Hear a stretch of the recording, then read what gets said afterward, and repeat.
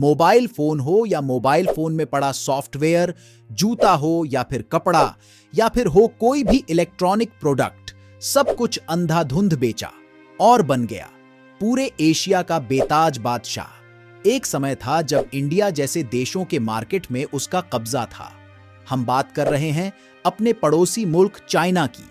क्या आज के समय में चाइना कंगाल होता जा रहा है? क्या अब चाइना अमेरिका को पीछे नहीं कर पाएगा? क्या अब चाइना की ग्रोथ घट रही है? आखिर भारत से चाइनीज बाजार को कितना बड़ा झटका लगा है? सब कुछ जानेंगे आज के इस वीडियो में। वीडियो शुरू करने से पहले अगर आपने चैनल को सब्सक्राइब नहीं किया है तो सब्सक्राइब जरूर कर ले, क्योंकि ऐसे वीडियो बनाने में हमारी कई घंटे की रिसर्च होती है। खबर यह है कि दुनिया की दूसरी सबसे बड़ी अर्थव्यवस्था वाला देश चीन पिछले साल से ही अपनी खराब आर्थिक हालात को लेकर चर्चा में है। क्या बर्बादी की कगार पर पहुंच चुकी है चीन की अर्थव्यवस्था? 2023 में चीन की अर्थव्यवस्था में गिरावट की शुरुआत हुई थी। ये गिरावट इस साल भी जारी है। चीन की अर्थव्यवस्था में वापसी की गुंजाइश फिलहाल नजर नहीं आ रही है। कम विदेशी निवेश, युवाओं की रिकॉर्ड तोड़ बेरोजगारी, कम विकास दर, मुद्रा के वैल्यू में कमी, कम निर्यात और प्रॉपर्टी सेक्टर का संकट इसका प्रमुख कारण है। साल 2023 में चीन की अर्थव्यवस्था में जो गिरावट शुरू हुई थी, उसमें इस साल भी यानी 2024 में भी वापसी की गुंजाइश नजर नहीं आ रही है।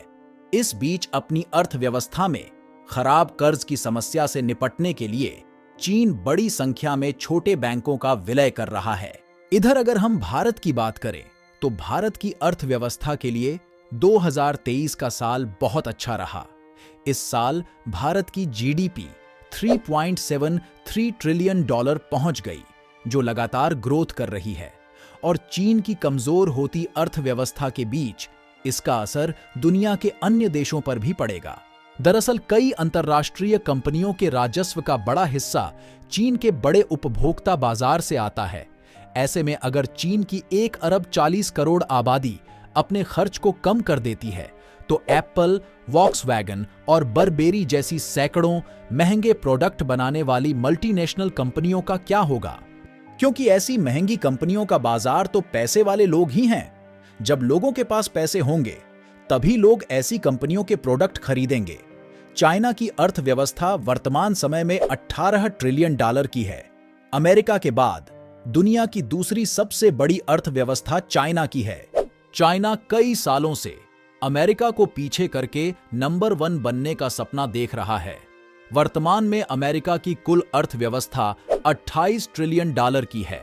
कुछ अर्थशास्त्रियों के मुताबिक चीन की खराब अर्थव्यवस्था का असर कई मल्टीनेशनल कंपनियों और उनके कर्मचारियों पर भी पड़ सकता है, क्योंकि जब लोगों के पास पैसे ही नहीं होंगे तो लोग प्रोडक्ट की खरीदारी भी कम करेंगे, और जब प्रोडक्ट की डिमांड ही कम होगी तो कर्मचारियों को भी कंपनियां कम कर देंगी। इन कंपनियों और कर्मचारियों का सीधे तो चीन से कोई संबंध नहीं है, लेकिन उन कंपनियों के प्रोडक्ट के करोड़ों ग्राहक हैं। इसलिए अगर चीन की आर्थिक स्थिति खराब होती है तो इसका असर अप्रत्यक्ष तौर पर कंपनियों पर भी पड़ेगा। चीन की खराब हो रही आर्थिक स्थिति का एक कारण शेयर बाजार पर निवेश को भी माना जा रहा है। इकोनॉमिक टाइम्स की एक रिपोर्ट के अनुसार करीब 22 करोड़ लोगों ने शेयर बाजार में इन्वेस्ट किया था।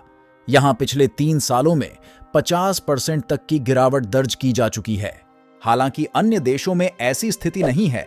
इन 3 सालों में अगर भारत की बात करें तो सेंसेक्स में करीब 47% की बढ़ोतरी दर्ज की गई है। 2023 में भी चीन के बाजारों का प्रदर्शन कुछ खास नहीं रहा। 2024 की बात की जाए तो 5 फरवरी तक चीन सबसे ज्यादा खराब प्रदर्शन करने वाला बाजार की लिस्ट में शामिल है। एक समय था जब चाइना भारत की सबसे बड़ी मार्केट थी। जब से भारत में चाइना के बने प्रोडक्टों का बहिष्कार हुआ, तब से मानो चाइना के मार्केट में भूचाल सा आ गया है। 2020 में भारत सरकार ने पबजी समेत दर्जनों एप्लीकेशन को भारत में बैन कर दिया था, और चाइना के लिए पूरे एशिया में भारत ही सबसे बड़ा मार्केट था। और आज भारत पूरे एशिया में एक बड़े लेवल पर प्रोडक्ट निर्माण करता बन गया है, और भारतीय प्रोडक्ट की दूसरे देशों में अच्छी डिमांड है। भारत अगर इसी रफ्तार से आगे बढ़ता रहा तो एक दिन ऐसा आएगा जब भारत चाइना को पीछे करके खुद का बड़ा बाजार बना लेगा।